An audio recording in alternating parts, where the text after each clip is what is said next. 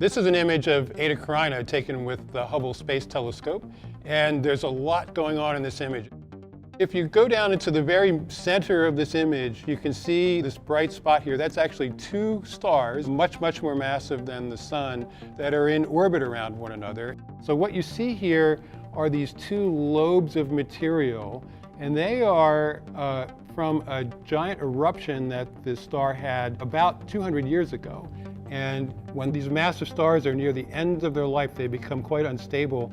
And there was this tremendous eruption that blew up about 20 times the mass of the Sun. And there was a massive brightening of the star. It became one of the brightest stars in the sky in the 1840s.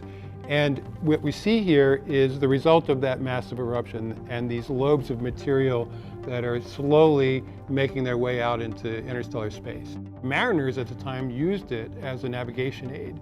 This brightening only lasted a number of years, and then it since faded, but Eta Carina is still a relatively bright star. The dust in this homunculus nebula, which is what it's called, is going to continue to expand. It's being illuminated by the stars that are interior to it.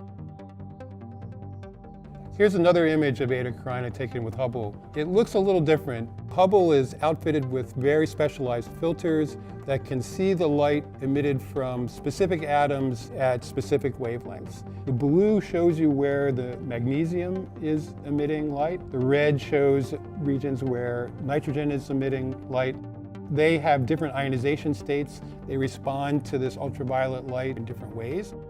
One of the things that happens in these massive stars is they're factories for heavier elements, and that's where the heavy elements in our bodies and the Earth all come from.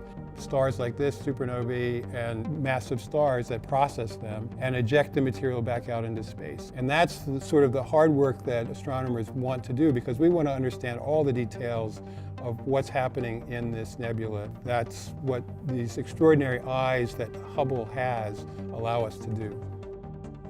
This is a very complex and volatile object, and in fact, one of the reasons for being interested is that on the list of stars that we know about in the Milky Way that may soon become supernovae, this is one of them. It takes about 8,000 years for the light from Eta Carina to reach us, and so it could already have gone supernova 8,000 years ago and we wouldn't know it.